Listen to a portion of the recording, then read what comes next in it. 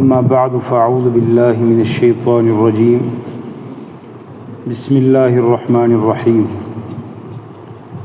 رب اشرح لی صدری ویسر لی امری واحلل عقدۃ من لسانی یفقہوا قولی۔ لیس البر، نہیں ہے نیکی، ان تولو، یہ کہ تم پھیرو، وجوہکم، اپنے چہروں کو، قبل المشرقی والمغرب، مشرق اور مغرب کی جانب، ولیکن البر، لیکن اصل نیکی اور اصل کرنے کے کام یہ ہیں۔ سب سے پہلے من آمن باللہ، جو اللہ پر ایمان لائے،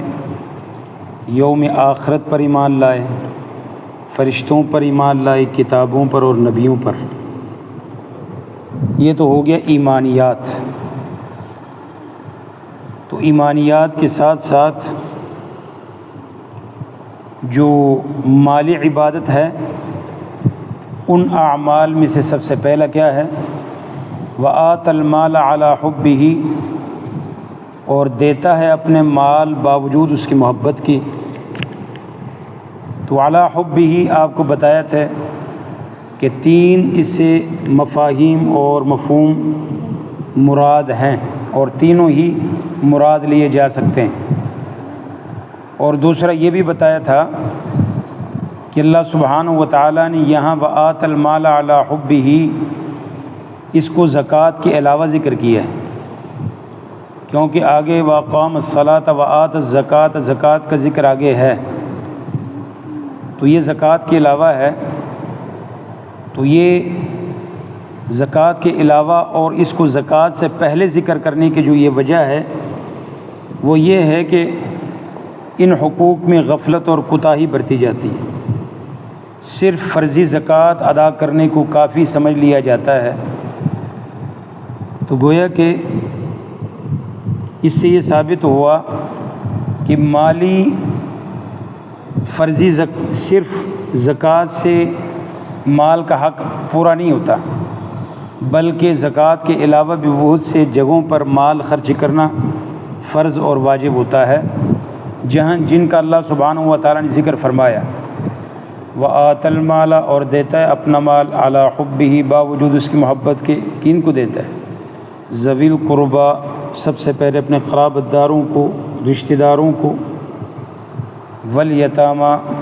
اور یتیموں کو، والمساکین، اور مسکینوں کو، وابن السبیل، اور مسافروں کو۔ تو گویا کہ زکوٰۃ کے علاوہ بھی ان سے تعاون جاری رکھنا چاہیے۔ مطلب آپ کا رشتہ دار ہے، وہ کسی ایمرجنسی میں پھنسا ہوا ہے، بیماری ہو گیا، اللہ میں کوئی اور کا کام ہو گیا، کوئی آپ انتظار کریں کہ سال بعد جو ہے نا انتظار کریں میری زکوٰۃ نکلنی ہے تو پھر میں تینوں تعاون کروں گا تیرے نال، تب تک بیچارہ بندہ ہی پورا ہو جائے۔ تو یہ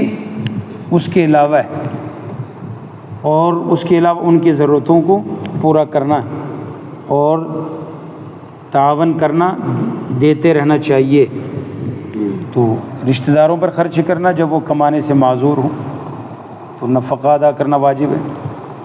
کوئی مسکین غریب مر رہا ہے اور آپ اپنی زکوٰۃ ادا کر چکے ہیں تو مگر اس وقت مال خرچ کر کے اس کی جان بچانا فرض ہے۔ تو اسی طرح ضرورت کی جگہ پر مسجد بنا دینا تعلیم کے لیے، مدارس اور مکاتب بنانا، تو یہ سب فرائض مالی میں داخل ہیں۔ فرق صرف اتنا ہے کہ زکوٰۃ ایک خاص قانون ہے، اس کے مطابق ہر حال میں زکوٰۃ ادا کرنا ضروری ہے، اور یہ دوسرے جو مصارف ہیں ضرورت اور حاجت پر موقوف ہیں۔ جہاں ضرورت ہو خرچ کرنا فرض ہو جائے گا، جہاں نہ ہو فرض نہیں ہوگا۔ تو لوگوں پر مال خرچ کرنا ہے تو سب سے پہلے ذوی القربیٰ، پھر مسکین، پھر مسافر، پھر سوال کرنے والے اور فقیر۔ تو ان سب کو ایک انداز سے بیان فرمایا، یعنی وآت المال علی حبہ، ذوی القربیٰ، والیتامیٰ، والمساکین، وابن السبیل، والسائلین۔ یہ سب خالی واو کے ساتھ ذکر کیا ہے، لیکن وفی الرقاب میں فا کا اضافہ ہے، حالانکہ اسی طرح پڑھ سکتے تھے والسائلین والرقاب، لیکن یہاں وفی الرقاب میں حرف فا یا فے کا بڑھا کر اشارہ کیا ہے کہ مملوک غلاموں کو مال کا مالک بنانا مقصود نہیں ہے، بلکہ ان کی مالک سے خرید کر ان کو آزاد کرنے پر خرچ کیا جائے۔ یعنی ان کو مال کا مطلب مالک بنانا مقصد نہیں ہے، مقصد یہ ہے کہ ان کو آزادی دلانا مقصد ہے، ان کو آزاد کرایا جائے، ان کے جو مالک ہیں ان سے لے کر ان پر پیسہ جو ان کو دے کر ان کو جو قیمت وہ بولی جو اس کی قیمت مانگتے ہیں وہ دے کر ان کو آزاد کر دیا جائے۔ تو سب سے پہلے رشتہ دار آگے، اور رشتہ دار کے بارے میں نبی علیہ السلام نے فرمایا کہ بھائی اس کے لیے دوہرا اجر ہے۔ دوہرا اجر کیوں ہے؟ ایک صلہ رحمی کا، رشتوں کو ملانے کا، اور دوسرا صدقے کا، اس کے لیے دوسرا اجر ہے۔ پھر سب سے پہلے رشتہ دار نہ بھی ہو تو اس کی سر پر ہاتھ رکھو، جس کے سر پر ہاتھ رکھنے والا ہی کوئی نہیں ہے، یتیم ہے مراد، تو اس پر خرچ کرو، اور جہاں یتیم ہے تو ظاہر اس کی ماں بھی بیوہ ہے، اور اسی لیے نبی علیہ السلام نے فرمایا کہ الساعی علی الارملۃ والمساکین، جو محنت کرنے والا ہے اور کوشش کرتا ہے کس کے لیے؟ مسکین اور بیواؤں کے لیے، ان کا جو سہارا بننے کی کوشش کرتا ہے،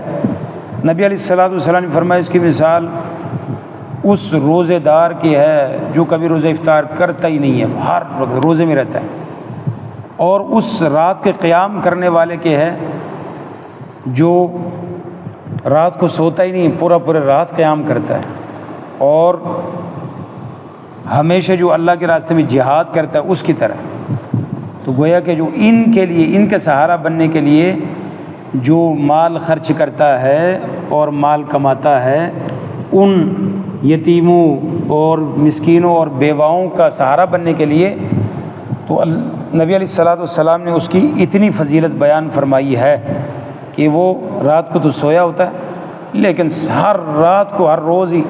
اس کو نامہ اعمال میں عشاء سے لے کے فجر تک قیام لکھا جاتا ہے، صبح اٹھ کے اپنی محنت کرتا ہے، صبح سے لے کے شام تک اس کے نامہ اعمال میں روزے لکھے جاتے ہیں، اور جہاد کے میدان میں وہ لکھا جاتا ہے۔ تو یہ مسکین اور یتیم اور ان کے جو ہے نا وہ سہارا بننے کی فضیلت ہے۔ اب چونکہ دور ایسا آ گیا ہے، نفسا نفسی کا بھی ہے، اور جو ہے نا وہ پیسے کا دور آ گیا ہے، اب ان چیزوں کا خیال ہی نہیں ہے، بلکہ جو چیز اللہ سبحانہ و تعالیٰ نے ابھی مستقبل کا خوف ہے، جب بعد میں یہ پلاٹ لے کر بعد میں کام آئے گا، تو اللہ سبحانہ و تعالیٰ نے قرآن مجید میں 2 جگہ اس چیز کا ذکر فرمایا ہے۔ ایک جگہ اللہ نے فرمایا کہ وَلَا تَقْتُلُوا أَوْلَادَكُمْ مِنْ إِمْلَاقٍ نَحْنُ نَرْزُقُكُمْ وَإِيَّاهُمْ، بھئی اپنے اولادوں کو بھوک کی وجہ سے، فقر و فاقہ کی وجہ سے قتل نہ کرو۔ مشرکین ایسے کیا کرتے تھے پرانے دور میں، زمانہ جاہلیت میں، تو اللہ نے کہا ایسے نہ کرو، من املاق، مطلب وہ فقر و فاقہ میں ہیں، تنگی میں ہیں، اب اس ڈر سے یہ پتہ نہیں کہاں سے کھائے گا، ان کو پہلے جو نا وہ ختم کر دیتے تھے کہ میرے پاس کچھ نہیں تھا، انہیں کتوں کھانا ہے۔ ایک دوسری جگہ پر بنی اسرائیل میں ہے کہ وَلَا تَقْتُلُوا أَوْلَادَكُمْ خَشْيَةَ إِمْلَاقٍ، یہاں من املاق نہیں ہے، یہاں خشیت ہے۔ خشیت کا مطلب یہ ہے مالدار ہے، سرمایہ سب کچھ ہے، لیکن اس کو یہ ہے کہ ڈر ہے، بعد حالات پتہ نہیں اونچ نیچ ہو گئی تو کی بنسی، بعد میں اس واسطے نا زیادہ بچے بن کے تو کی بنے گا، بچے 2 ہی اچھے، تو لہٰذا جو نا خشیت ڈر ہے، یعنی ایک چیز ابھی اس کو اللہ نے نوازا ہوا ہے، لیکن اس نے ڈر ذہن میں سوار کیا ہوا ہے، تو اللہ نے دونوں جگہوں پہ منع فرمایا، اس سے بھی منع فرمایا، اس سے بھی منع فرمایا۔ تو ایسی چیز بھائی خود کی زندگی کا پتہ نہیں ہے، تو بعد کا، جس طرح شیخ عبدالستار حماد صاحب حافظہ اللہ فرماتے ہیں کہ اللہ سبحانہ و تعالیٰ نے والدین کی یہ ذمہ داری نہیں لگائی کہ والدین اپنے اولادوں کو پیروں پر کھڑا کریں، والدین کی ذمہ داری یہ لگائی ہے قوا انفسکم واہلیکم نارا، اپنے آپ کو، اپنے گھر والوں کو، اپنے بچوں کو جو ہے جہنم سے بچانے کی فکر کرو، یہ اصل تمہاری ذمہ داری ہے۔ باقی رزق کا معاملہ وما من دابۃ فی الارض الا علی اللہ رزقها ویعلم مستقرها وہ اللہ سبحانہ و تعالیٰ کے ذمے۔ تو اسی لیے ابن قیم رحمۃ اللہ علیہ فرماتے ہیں بیچارہ مسکین ابن آدم یہ جتنا فقر و فاقہ سے ڈرتا ہے نا، اتنا اگر یہ جہنم سے ڈرے تو یہ جنت کا وارث بن جائے گا۔ مطلب اس سے جتنا یہ فقر و فاقہ سے اس کو ڈر رہتا ہے نا، مطلب کوئی وظیفے بھی کر رہا ہے، مسجد میں کوئی ذکر و اذکار بھی کر رہا ہے، اس کی پہنچ بھی پیٹ تک ہے، میرے جو ہے نا وہ رزق میں اضافہ ہو، میرے یہ ہو، مطلب وہ دنیا تک ہی ہے، آخرت تک کوئی چیز جا ہی نہیں رہی ہے۔ حالانکہ سلف صالحین کو دیکھیں، عمر رضی اللہ تعالیٰ عنہ کو نبی علیہ السلام بتاتے ہیں کہ بھائی وہ اویس کرنی ہوگا، مستجاب اللہ اس کی دعا قبول کرے گا۔ اچھا جی، یا اسی طرح دوسروں نے بھی سنی، وہ بھی مستجاب الدعوت ہوگا۔ اب جب وہ ملتے ہیں ان سے کیا دعا کرتے ہیں؟